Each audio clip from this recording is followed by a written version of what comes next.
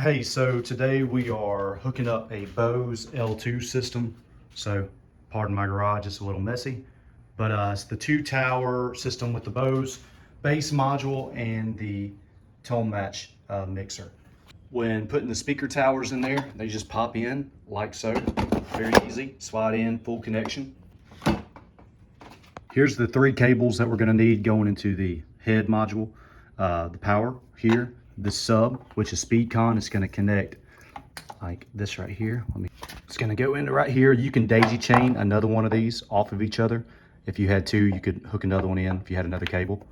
And that twists in. And then this right here, this Ethernet style head is going to go into our tone match mixer. This is a trim, so this controls like the overall volume.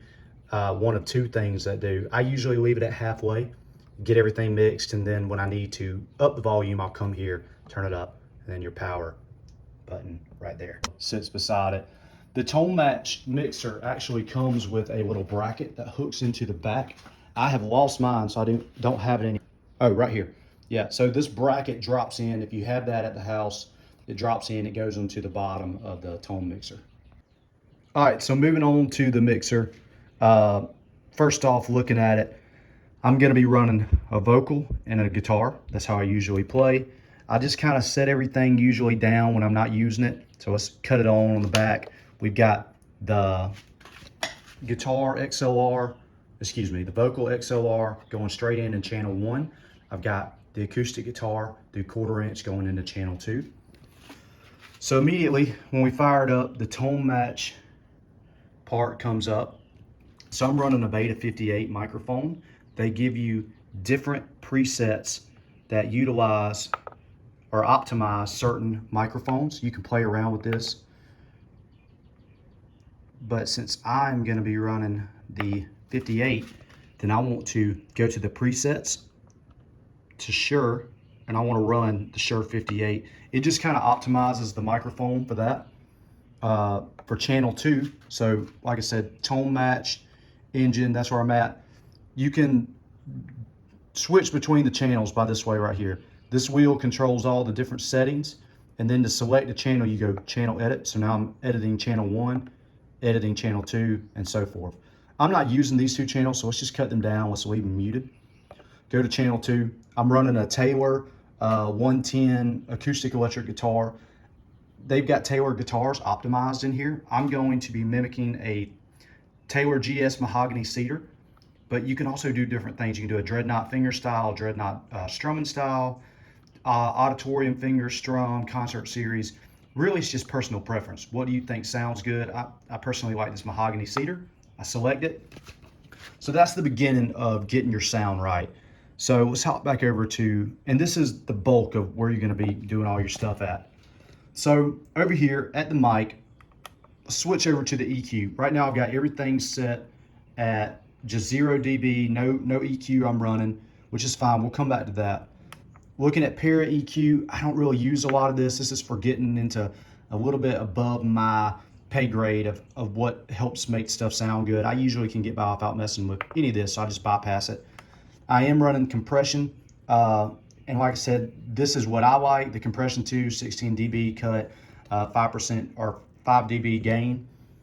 You can play around with this. I think the compression helps a lot. I'm not running a modulator, which would be like a chorus style effect, anything like that. I'm not running any delay. Let's get into reverb. So you click on reverb, and what the tone match does is it has a global reverb setting. So all these scenes right here affect all the channels. The main one you're going to mess with is the reverb type. Right now I've got it on small, 81 seconds or 0.81 seconds and a 30% balance.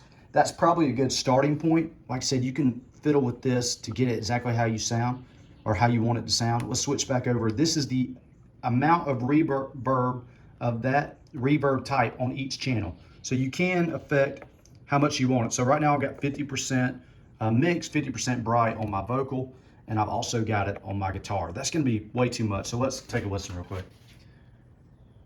So I'm gonna unmute myself real quick. 1, 2, 2, 2. First off, I'm gonna bring me down a little bit.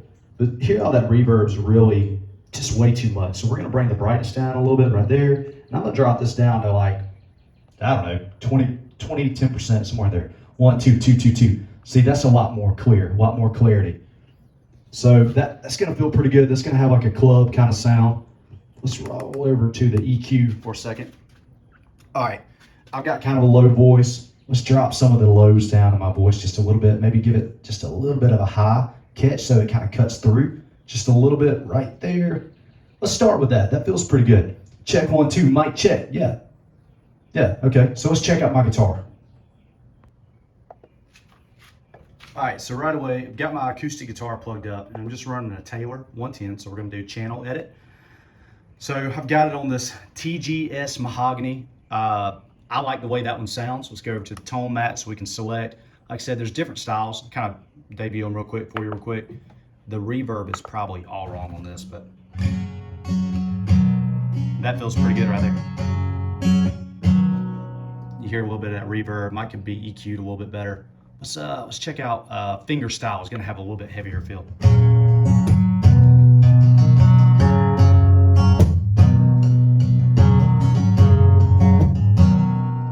See, I'm mainly more of a rhythm player, so I think for me that the mahogany cedar just felt a little bit more natural, felt a little bit more what it should feel.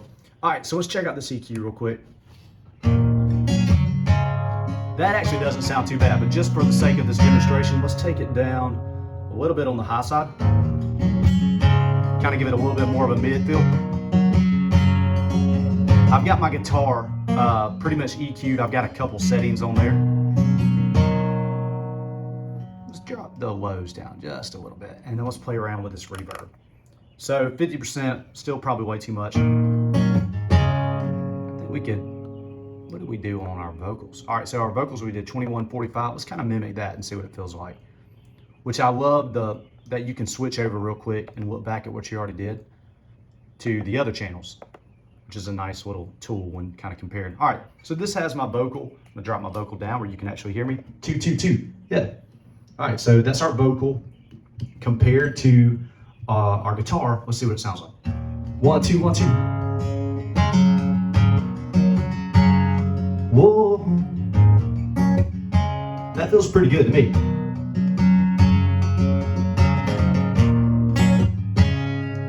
So let's look at different things we can do here. The trim, volume, master volume, all these are going to affect it in different ways. Say we need a little bit more. 2, 2, 2. This is a fine tune on the vocal. That's kind of pushing it. Let's try it here. 2, 2, 2, 2, 2, 1, 2. Say you get everything. This is how I would do it. I would get your vocal and your guitar lined up using the volume and then the fine tune gain trim up here.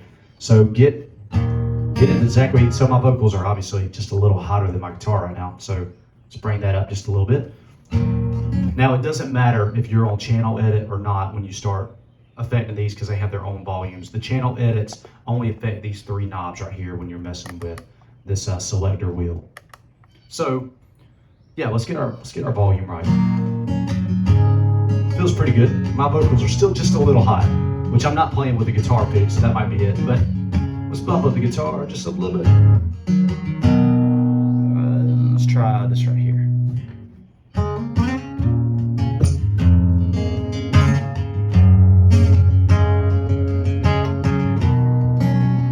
Definitely got more volume now. So say you had all that how you wanted. You got your channel 1 EQ'd, set up right, everything's feeling good in your mix. You want to bring up overall volume. You're doing it here on this master volume. I don't know if you can tell by the video that my volume is increasing.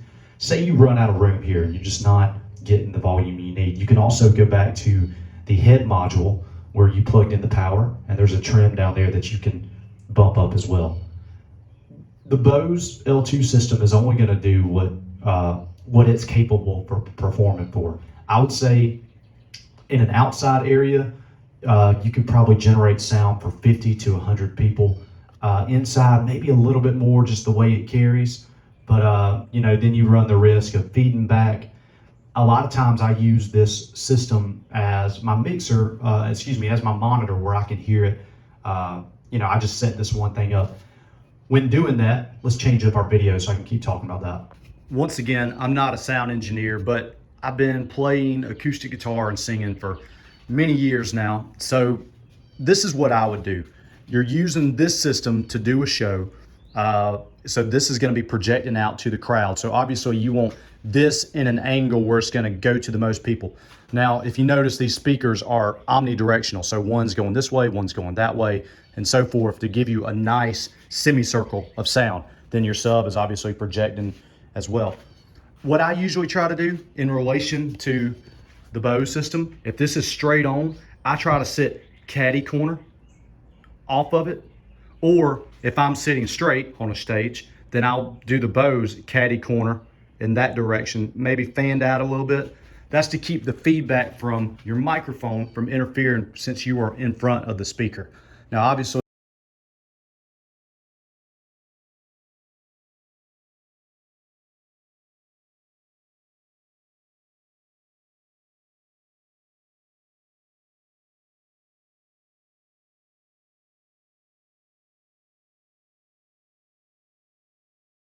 you can run a little mixer off of this through the aux channel right here. Let me get a better angle for that.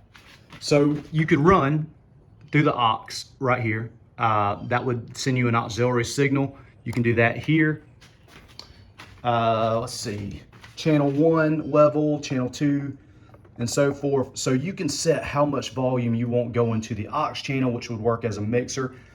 I've been using the system a long time. I've never even really ran a mixer, a monitor with it.